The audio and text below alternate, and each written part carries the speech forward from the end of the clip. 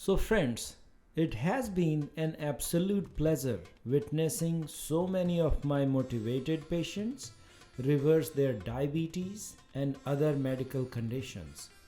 But high blood sugar levels and insulin resistant don't just give you diabetes, but it gives you the most dreaded diseases of the current age, for which we have no treatment in the current modern medicine.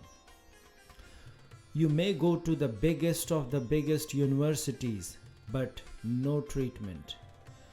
Let me ask you, we have all heard of cancer survivors, but have you heard of dementia survivor? I bet you will say no. Yes, I'm talking about dementia here. In last few years, our clinic has become very busy with helping prevent and treat dementia. Insulin resistance is one of the main contributory factor of dementia. So, I wanted to deepen my understanding of insulin and glucose physiology outside of medical textbooks and in real life. How? By wearing a continuous blood sugar monitor. I want to share the most important and the minimum practical lessons you can take away that impacts everyone's health, regardless whether you have diabetes or not. I was able to see just how evil processed and refined carbohydrates are, such as like sodas, fruit juices, and other processed foods made from refined grains and sugar. But you may say, everyone knows this already. Yes, theoretically, but no deep enough to change one's behavior? I don't think so. In my family, we avoid sodas and any sweet drinks like plague, except pomegranate juice, which was used in my morning kale and other green smoothie regularly. To be clear, I don't have any insulin resistance in whatsoever form. How do I know? By calculating my insulin resistance score. To calculate insulin resistance, you need HOMA insulin resistance calculator. And you only need two numbers. First, your insulin level, and 2, your glucose level. Score of more than 2 is defined as insulin resistance. My score was 0.4 and 0.5 in 2 separate occasions. Despite healthy metabolism, when I saw my blood sugar of 180 after sipping this pomegranate juice, it was clear to me that it is not a harmless indulgence. On the opposite end, after watching my glucose numbers, I am loving delicious salads even more than before. Why? Because even after stuffing myself till my throat with salads, blood sugar never went higher than 150, and just one piece of bread regularly pushes it above 150. I didn't explain so far what is insulin resistance. Your intestines digest carbohydrate and break it down to glucose, which circulates in your blood. Circulating in blood is not its destiny though. It has to go inside cells where it can be used as energy. But glucose don't just show up in your cells. It has to be escorted by insulin through tightly regulated glucose transporters from blood inside your cells, including muscle cells. Means insulin acts as a key to unlock these glucose transporters door and let glucose in, which is our body's primary energy source inside. But when you eat too much unhealthy food and don't exercise enough or have poor sleep pattern, these locks become stubborn and don't listen to insulin anymore. Understandably, there is too much sugar floating in your blood, like 194 I had, or even 1000 in uncontrolled diabetics. But your cells inside are starving for glucose. It's like dying off in thirst in the middle of an ocean. Of course, you feel tired and starving all the time. Assuming it is a short-term problem, our pancreas tries to produce more insulin to force the locks open. But poor lifestyle is far from a short-term problem, but running through last 1 to 2 generations. Don't we know that? Yes. It helps our cells get glucose in short term, but in long term leads to worsening of insulin resistance and causes more problems like obesity, dementia, cancers, hypertension, heart disease, etc.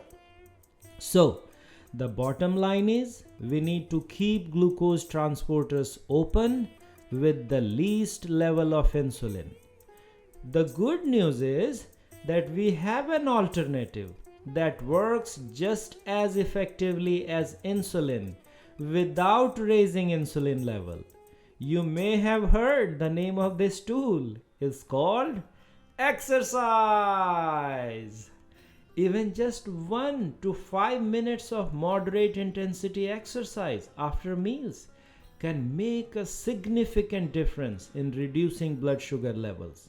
For example, if you see here, after eating zucchini curry, my blood sugar reached 167, but just 1 minute of squats brought it down to 147 within 2 to 5 minutes. Even insulin don't act so fast, and eventually around 100 within 15 minutes and 68 within 2 hours without rebounding or experiencing hypoglycemia symptoms, while I kept on feeling good and energetic. Another day, Thursday, July 6th, I had blood sugar level of 100 to begin with, and then I ate zucchini curry at 3 p.m. My blood sugar was 162 within an hour. It did drop down to 80 or so with 2 minutes of light activity. Then I had pancakes with red cabbage and rice flour base. It made my blood sugar jump up to 194 within an hour. I was freaking out. But this time, to see the stark difference, I didn't use any exercise. So, it took more than 4 hours until my blood sugar was below 100, which is the only time I had elevated blood sugar levels for hours after meals. Otherwise, every other time my blood sugar was below 100 in less than 15 minutes by intervening just 1 minute of brief exercise like jumping jacks, squats, etc. while feeling perfect. And what was the timing of exercise? 30 minutes after finishing the meal. You might wonder, what's the magic behind 1 minute of exercise that makes it so effective in quickly lowering glucose levels? Well, about 60 to 70% of the glucose we consume is used by our skeletal muscles. Skeletal muscles are voluntary, which means you can control how and when they work. So, when we do short bursts of physical activity by using these muscles, it opens muscles' glucose transporters, and due to high demand inside muscles, it quickly sucks in excess sugar, triglycerides, and cholesterol from our blood in the muscles, much like the vacuum cleaner of your house. Well, in a much more intelligent and controlled way, without the noise of vacuum cleaner. It's a powerful and efficient way to manage our blood sugar levels. Is it for everyone though? No. Individuals with clogged arteries should avoid moderate or higher intensity exercise after meals, as it can lead to complications like ischemic gut. Too much exercise can divert too much blood away from your active gut and can result in serious problems in people with diagnosed or undiagnosed atherosclerosis of arteries. For most healthy people though, without cardiovascular disease, this trick works really good. My patient use it so effectively. Also, people who are on insulin injections or sulfonylurea class of diabetic medication can lower their blood sugar level too low because this trick works so well. So, it's always wise to check with your doctor before using these strategies. So my friends, this was part 1 of my CGM learning. So until I see you in part 2, take care of yourself and your loved ones. Stay blessed. Namaste. Adios. Zaizan. Khuda Hafiz. Alvida.